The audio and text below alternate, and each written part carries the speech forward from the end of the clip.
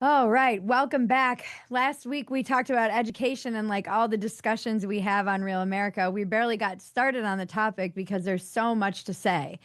Today, with the news about a school shooting, the topic takes on a whole new gravity. And that's not what we're here to talk about specifically, but I also didn't want to dance around it because it's definitely at the very front of all of our minds. News feeds, everything. My heart goes out to the families, the victims, the injured, and to America. Words feel absolutely meaningless when confronting tragedies like this, so I'm not even going to try. For me, I the best I can do is pray. Whatever helps you, I hope you do it. There's an expression I use a lot, in particular when it comes to our media. You don't hear about the planes that land, meaning we only hear and focus on the bad news. Tonight, I want to focus a bit on some good news. As my guest last week, Erica Sanzi, mentioned in our discussion about education, it's not all negative. A large portion of parents are happy with their child's school. My guest tonight is Ravi Gupta. He's the co founder of Arena Summit and founder and CEO of The Branch, a nonprofit media company based on the metaphor of an olive branch. It's an image you'll find throughout a lot of his commentary, which is why I wanted to have him on. He was a school principal. He's also done a lot of work with charter schools. His recent article, The Inconvenient Success of New Orleans Schools, uh, was so fascinating and profound, and I cannot wait to talk to him about it tonight. He spent months in New Orleans interviewing people about Carver High School, which became a flashpoint for school reform in post Katrina, Louisiana. What he discovered is amazing and tricky and potentially transformative on a national level. But like most debate about education, the results have been met with indifference or silence. He looks at how partisan politics are breaking this country, and it's largely because stories like this don't get attention. Ravi, welcome to Real America. I'm excited to be here, Bridget. I love the set.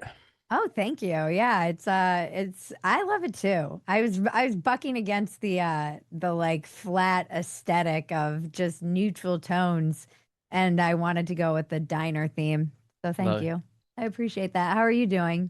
I'm not bad. As I was telling you offline, I'm gearing up for a move. I'm going to Italy to learn to cook this year. So, I'm in touch with the American people with my lifestyle, just jetting off to Tuscany.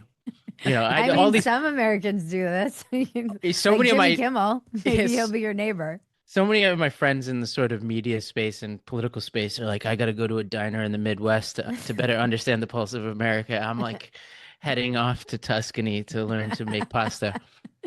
I mean, speaking of education, though, the one thing I do love about you, among many things, is that you are always learning a new. You have a thing like learn a new skill every year, right? Yeah, that's what this year is. This is the year I learned to cook. But yeah, I have a book coming out in a year about it. But I just finished the book, so I won't actually be able to write about this experience for that. But the ever since I was a school principal, which is I know what we'll talk about, I left that job, but I still had this like desire to keep learning and really to turn my lessons in education on myself. And so I learned to power lift and I did, learn screenwriting, novel writing, tennis, surfing, all this kind of stuff. And I always have like a big project at the end of the year that's like my big test at the end of the year. And so that's like, and that's, this year it's, going to culinary school, but it's like I do that every year. And it's also my way to kind of keep up with the different like evolution of learning. And Yeah. because a lot has changed since 2016 when I left running schools. Yeah. How did you get into running schools? So essentially, I worked Obama's first campaign when I was in my early 20s. And then I worked in the administration as a diplomat at the United Nations. And I had like a Devil Wears Prada moment where I just kind of like metaphorically threw my BlackBerry into the water fountain. And I had this realization that I was successful on paper. Like everybody's like, like at that time it was one of the most, successful things you could do is to like get a nice job in the Obama administration, but I felt like I wasn't being tested in any real ways, and I was riding the wave of like enthusiasm for Obama, but I wasn't independently striking out, and I also wasn't passing the It's a Wonderful Life test. If I stepped out, there would be another eager Ivy Leaguer to take my place, and so I there's a long version of the story, but the short version is I was in touch with the mayor of Nashville, Tennessee at the time, and he wanted to take over the school system there. He failed because the city council blocked him. So he then started to raise money for charter schools, and he tapped me to run the first charter school he started, and I started it in North Nashville, and I started as a middle school. And in North Nashville, I had, and it might still have, the highest incarceration rate for black males in the entire country. And It was a tough neighborhood for student outcomes. Fewer than 1% of kids were getting a college-ready ACT. And so I started a school there. We did extremely well. We got a lot of funding, both from the federal government, but from philanthropists, and we expanded. And then I went on to Mississippi, where I started their first charter school.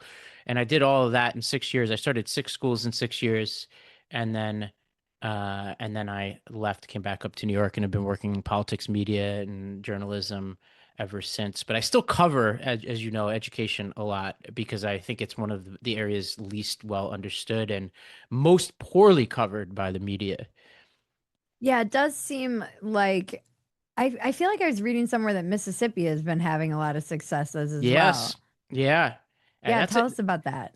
You look at Tennessee, Mississippi, and Louisiana, they each have related but different stories to tell about how you can do some pretty good things at the state level. And I would throw in a little bit of Florida. The evidence is less clear on Florida, but I do think over the next few years we'll find out some interesting stuff about some of the changes down there.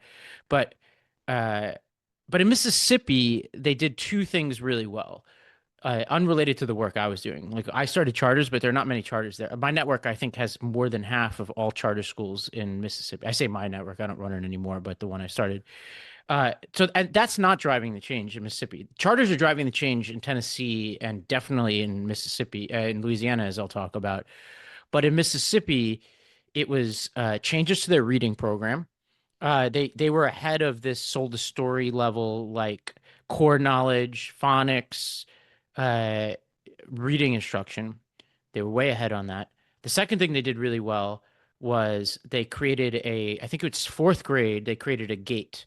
So if you do not meet basic competencies in the fourth grade, you are held back. And so it's this sort of pressure that keeps everybody honest at the level of fourth grade. And other states that have tried to replicate that have also started to see some success. And I just interviewed the former minister of education under Rishi Sunak in the United Kingdom, and they had a similar policy and saw similarly strong results there, where they had these gates at various points. And so that's Mississippi, but Tennessee um, and Louisiana have other stories to tell. But it's interesting. Three states with some of the toughest student populations in the country in terms of poverty have seen some pretty dramatic gains. What metrics do you use to judge the success of school reform? Yeah, I think there are a few. It's you have to go kind of in order of the easiest to measure to the hardest to measure. And so Louisiana is a good example where I went to New Orleans and I tried to actually look at it at every possible level, everything from the easier to measure, which would be things like graduation rates, test scores, college going statistics, uh, parent satisfaction, attrition rates. Those are like some easy to measure things, and there are different ways you could dice those. New Orleans is the best because they have this institute at Tulane that takes all the data and then like basically red teams it and is like, well, Mhm. what if the population changed? What if the rest of the state grew faster than the city, even if the city grew fast? So they ask all these questions and then they spit out these reports that are really good at that. There are also some sophisticated student growth measures now, depending on where you are. Tennessee is the best at this. They have what's called value added, but now Stanford comes in and measures certain cities. They have this institute called Credo that creates a statistical match. So they'll be like, Bridget, 16 years old, parents at this level of income. She lives in this neighborhood. She had these previous academic scores. I'm going to create a statistical match to you at a different school, and now we're going to measure how you both do and who improves faster. And so that's like a more sophisticated way to take test scores and say, how are you doing better? Now, those are like what I would say are the equivalent of like your blood pressure reading at the doctor, Right. right? It tells you, like, the way I look at those is like it tells you if something's going very wrong, right? So like it won't tell you, are you super healthy? Like if you have good blood pressure, that's not like, okay, this person's an elite athlete or anything like that. Maybe the growth scores are the equivalent of like body fat or something. Like they're probably a better metric, but still not telling you everything. But if they're poor, it tells you something's going really wrong. That's how I view test scores, right? They're just like a basic check in the system. Now, there are other things, and England has a really good system. It's called the Ofsted system, where they have these really excellent, well-trained inspectors. And I know inspector sounds bureaucratic, but they're really good, and they come in and they write these reports about whether your school's looking well or not. I basically recreated that in New Orleans, where I've been going in and out of New Orleans since 2010. And so I could, like, through my own experience, be able to go into a school and be like, that's a hot mess. That's a good school. That's a bad school. Uh-huh. And you could figure it out pretty quickly, both journalistically, but also from just like experience test.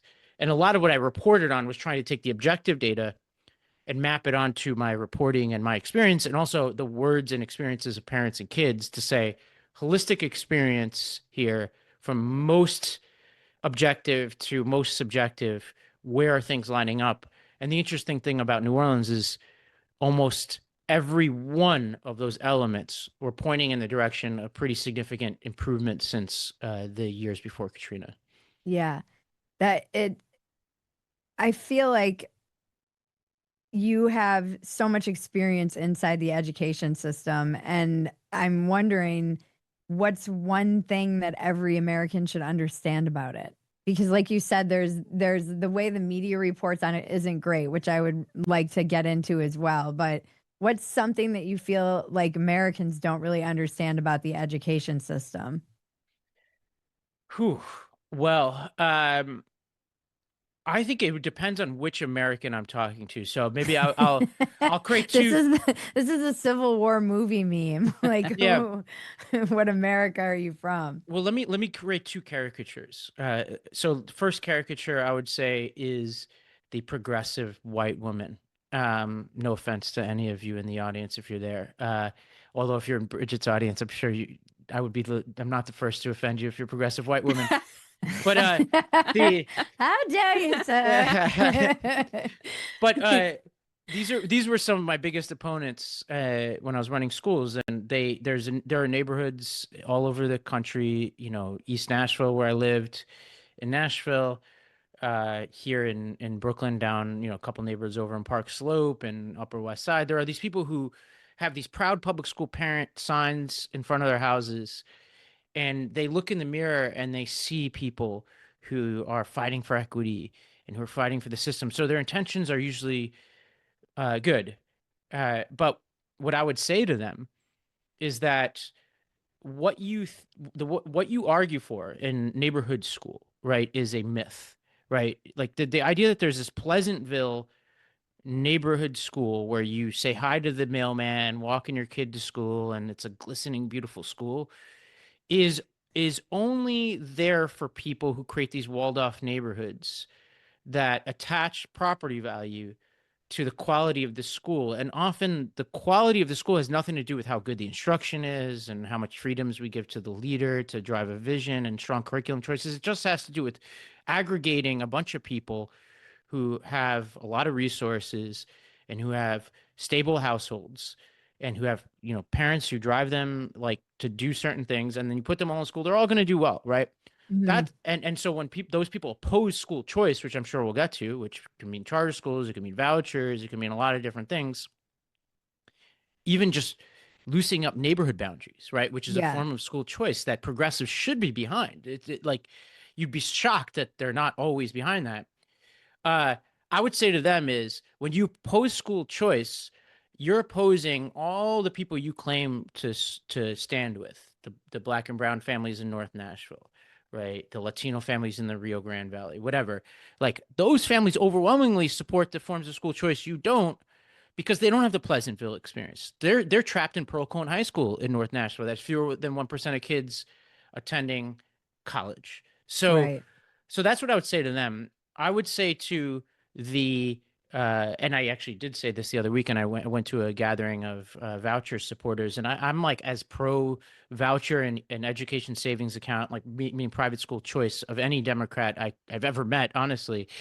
And but what I said to them was, um, if you just create a laissez-faire environment, uh, totally free market environment, um, there are going to be massive, massive costs and consequences. And I use Texas as an example, your home state, where I said to Now. them, yeah, we're now there, and they've just passed a law to allow education savings accounts. And I said, look, because I support them, but with certain like guardrails that are very much mirror what I saw in New Orleans, which is I still have a role for the government in regulating them in a non-intrusive way, but in a way that prevents charlatans from taking over, but and allows parents to have some transparency of data and equity for students with special needs and things like that. But what I said was like there are places like Texas that are like a good test case where you have these towns where there's one high school. Now you Hmm. start handing out checks to people to go to private schools in those towns. Now, what's happening to Friday football? What's happening to band? What's happening to the finances of that school? And I think it's really important when we talk about parents' rights and all this kind of stuff to ground that in reality. Because of course we want parents' rights, but we also have to be fiscally responsible. You have to take budgetary concerns into consideration, and you have to take the community, like the concept of change management and community management seriously. Like if overnight a Texas school that's already struggling with enrollment loses 20% of its kids, you have to have a plan for that. Now, it doesn't mean you don't go through with your plan, but you need to know what that is going to mean for that community. And I'm not sure they've done that work yet. So that's what I would say to that side of the equation. Yeah, that seems to be happening anyway. Even when I was and just because there aren't as many kids. So even when I was back home in Rhode Island talking to family members, there was a soccer league that one of my friend's kids was going to be on, and then there just weren't enough girls, and there weren't enough parents who could really help with the coaching. And so this seems, even in places where people are just normally going to public schools and they don't even have the option, to be a problem without adding school choice to it. Yeah, and I think our schools are a symptom of our politics. Because like Mm, obviously if you have broken politics, eventually it's going to cascade down to the institutions our politicians are poised to run. Like, and I find it hard to look around at our national politics and find anybody anymore who has a vision for education. It used to be, and people could argue that this was a bad vision, and I'm sure some people will ask about this. There was a bipartisan consensus pretty much from Clinton to George W. Bush to Obama on certain questions of education. And I actually think it was worthy of debate and discussion. And there were certain people like Elizabeth Warren who started challenging those assumptions. Uh, but they were, the teachers union, Randy Weingarten, for instance, hated that consensus. But it was a consensus grounded in an actual vision of where to take schools. And what wound up happening was things were improving in a certain kind of way. And they were also, and I would also say some of the challenges were accumulating in a certain kind of way, but at least things were moving in a direction. Like people could say, all right, we have a coherence to our system. Like things started to make a certain kind of sense. Now, I have 1,000 critiques of how I would change that consensus, but at least I could tell you what it was back then. Now I couldn't even tell you what it is anymore. And some people I really respect would say, okay, well, that means now we can just create a permissionless, chaotic, laissez-faire system where 1,000 flowers bloom and all that. And maybe they're right. But I think, like, even if they are right, which I think it's certainly not a given, there's going to be a lot of chaos and damage along the way because kids only get one chance at third grade, right? And so hmm. parents, I think, are inherently small c conservative when it comes to schools because change is really scary for parents. Like Yeah. the idea that the school down the street from them would shutter, even if the school is like kind of lame, is a scary proposition to families. Yeah, and like they were mentioning on our program last week, their charter schools don't always have buses, or especially the private ones. So now you have two parents who are working, and they're at least with public school, you get them on a bus. you don't have to drive them and wait. And these, I swear, all I ever hear about now is just the lines to pick up your child and from anything. And there's also a weird, there aren't pickup games anymore. My family always talks about how you have to sign your kid up for all these sports. You used to have neighborhoods and the kids could just kind of play, and now everybody's in sports and you go, I'm not gonna do that. I'm gonna be like Lenore Skenazy, a mutual friend of ours, I was and just gonna let mention her. let the Yeah. kids have their free time and play, but then you feel pressured to put your kid in a sport because all their friends are in sports and you don't want them to be left out of the sports their friends are all playing. And so some of it is, I don't know how you get outside of that. I'm not sure if it's like It's culture. capitalism or what, like Yeah, I don't know what that is. I And it's think so expensive. It's insanely expensive. It's crazy. And every parent I know is driving all the time, everywhere, going to hockey and soccer. And now it's all like year-round sports. It's crazy. This is not how it was when I grew up. I'll make a radical point because I don't have kids yet, but my experience was running school, so being in charge of kids for a certain amount of time during the day. And I stopped in 2016, so things got a lot worse after that. I was kind of like in the beginning stages of what Jonathan Haidt was writing about. And but also like the kids I served, interestingly enough, because they came from high poverty neighborhoods, because they were often single moms at home, like my mom she worked two jobs, my mom was a nurse. But I was in the 90s growing up, so it was like mom was working all the time, and the culture was just to walk outside and play basketball all day, which is basically what I spent Right. all my time on.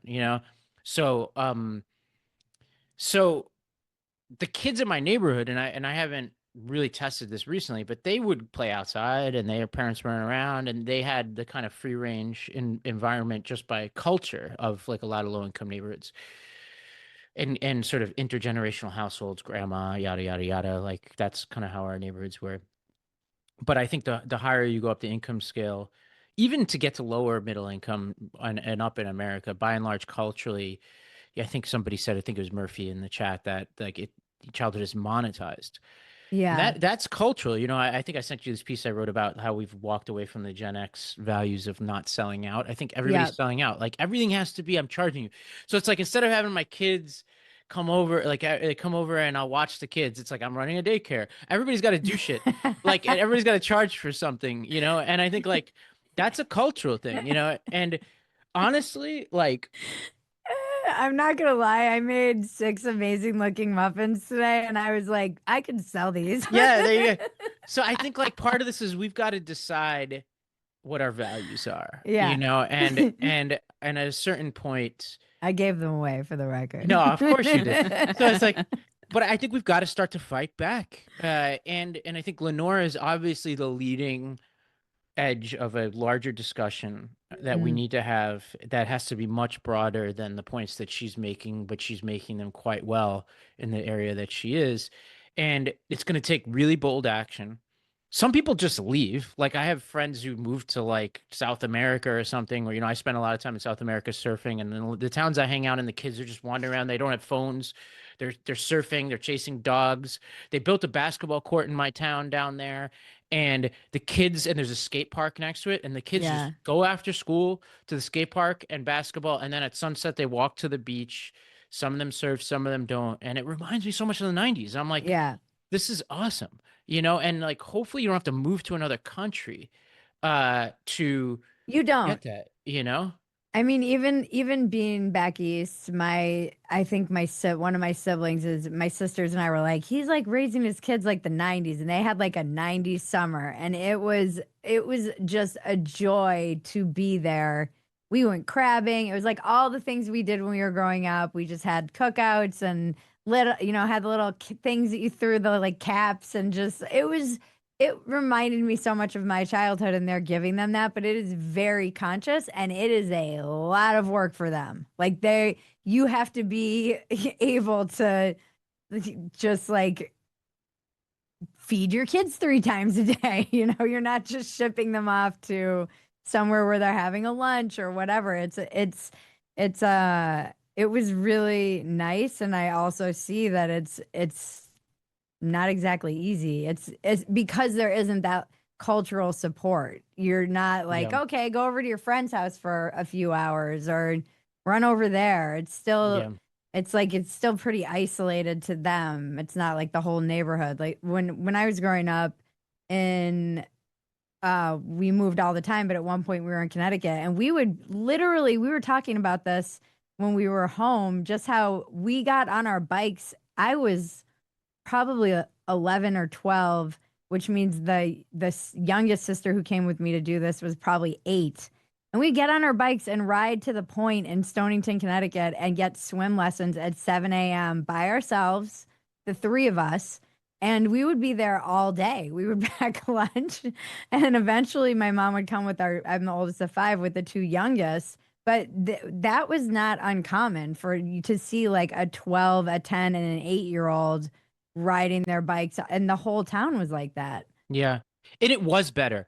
Like the thing is, like everybody jokes like, back in my day, it just was better. I'm sorry. Like It was better. I have no doubt about that. I'm as sure of that as anything in this world. And the kids know it too. I just went back to my Mhm. own high school and gave a speech at the end of the school year.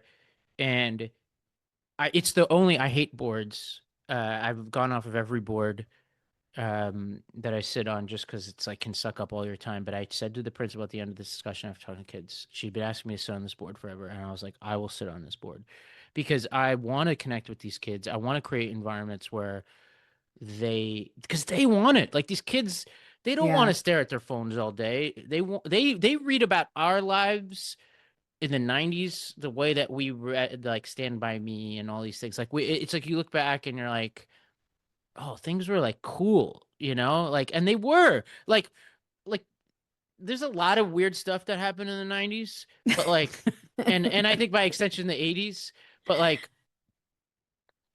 it was unquestionably an adventurous time to be alive, and it was Yeah. the apex of you had enough technology so you can get on AOL and find out who's going to the mall, who was ever, but not so much technology that if you got to that mall and they weren't there, and you weren't waiting by a phone, people weren't Yeah. texting, there was no bullying, you just kind of got lost. Like I you mean, had there these. was bullying, but it Yeah. was real life bullying. Yeah, but it's kind of bullying that honestly I think like obviously dealing with digital bullying is its own skill, as you and I Yeah. both know, and you probably get it way more than I do, but I get it online all the time. And the first time I got bullied actually when I was running schools, I became a public figure in Nashville because I was a big leader fighting back against political leaders on education. I had a hard time dealing with online criticism. So that is like a thing I probably would have gotten more Better accustomed at. to if I lived in today's environment. But everything else, like even the concept of bullying, you deal with in a much better way in school in the 90s and all that. But you had these days, like I remember there was a kid in the neighborhood across from mine, and there was just one day, it must have been sixth or seventh grade. He shows up on his bike. He's a couple years older than me, and he's like the cool kid from across Victory Boulevard where I lived in Staten Island, and he was like the guy all the girls loved, and for some reason he just must have been bored. He came to my house. He's like, let's go. And there was this like abandoned like housing development all across Staten Island, and we rode our bikes there. We hung out all day. We became friends, and we've known each other ever since. Yeah. And like you'd have these days that just would last forever, and all you would do is talk to somebody and explore and be totally present. Yeah. And I think that's like really beautiful, and I hope we could find a way to get back to that. Yeah, to we have a couple hands and I want to talk to them, but really quick, just explain how what happened in New Orleans, what you've seen in the 10 years. I can't believe it's been 20 years since Katrina. That's crazy. But Yeah. So it let me do a speed, and for everything I'm talking about, there's a narrative podcast series that I am in the midway through releasing. It's called Where the Schools Went. it's really good. Yeah, and It's I was saying to Maggie, I'm like, Ravi puts out really good content. It's thank really you. good. This was a labor of love, and so Yeah. people can listen to it. We're halfway through. We just put out an episode yesterday, all about the teachers and what happened to the teachers in New Orleans. But here's the short story. New Orleans is a school system that by 2004, so the year before Hurricane Katrina hits, is among the worst in the country. It's a coin flip whether your kid graduates from a high school in New Orleans in 2004. The school district was so corrupt that the commissioner, the superintendent of the schools, wanted to audit his own school district but the school board blocked him because they knew how much corruption he would find. The FBI set up an office in the school district because it was so corrupt, and they started indicting members. That's how corrupt it was. They wanted to set up their own office there because they knew it would be Crazy. more efficient. So that's Katrina on the eve. That's New Orleans on the eve of Katrina. Katrina hits, wipes out the entire school system, basically destroys all the buildings. And because the district was already insolvent essentially before Katrina, they had no money to pay their teachers. They couldn't even create a buffer. So they lay off all their teachers, about 7,000 educators en masse. There is no school system pretty much that year after Katrina. And there was a little known state law that was passed a few years before that allowed the state to take over low performing schools. And lo and behold, basically all of New Orleans was low performing by their definitions. And they also started to finagle with the definitions so that they could take over all the schools. Long story short, they take over all the schools. They basically charter almost all of them. And I'm sure people are familiar with charters, but in New Orleans and in most states, charters are nonprofit institutions like mine that run schools independent of school districts and usually have to meet, depending on the state, a series of benchmarks to succeed. In Louisiana, they're fairly stringent, and you have to, you know, achieve good test scores and graduation rates, and in some cases, they throw in parent satisfaction and attrition and attendance, like enrollment numbers. And what happened was they wound up chartering a bunch. Basically, they're about 80% charter, and they had an influx of outside talent, Teach for America, yada yada yada, outsiders, and insiders, but definitely more outsiders than ever before. And then they have ruthless accountability, so that the the way they governed schools was, hey, you get a couple years, but if you're slipping, we're going to close you, Hmm. and we're going to consolidate people, we're going to whatever. And that's about what the system looks like for 10 years. And they start achieving incredible results. And I write about this and we talk about it, like awesome results. But they also started to see some cracks in the system. Schools were gaming, and charters will do this. And this is why, like what I was saying, what my conversation would be to my conservative friends about ESAs and vouchers. If you don't create mechanisms in the system, schools will game it in a way that there are tough kids and they don't take those tough kids, whether they have severe special needs Right. or emotional disturbances. And I just think that kids need a place to go to school. Like, you cannot have a system where nobody will take those kids. And that what was happening in New Orleans 10 years in.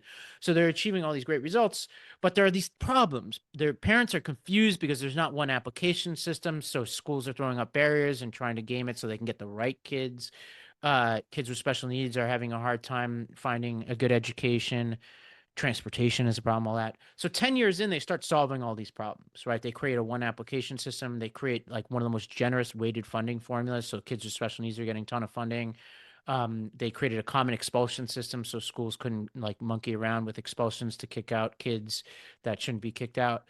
And so that's been the last 10 years of New Orleans. And they also have like gotten better at training teachers from New Orleans, so that there was this big problem of legitimacy within the system where like politically the schools were explosive because they were being run by a lot of like white outsiders, which like for people who are like who gives a shit about identity politics, like which is generally my frame of mind, in that environment it was not tenable politically. Like the Right. schools were not politically viable in an environment where what was the black middle class, which was the teaching professions, laid off overnight, and then they can't get jobs, and then they're getting resentful of this outside presence. So they started doing a better job of recruiting people locally.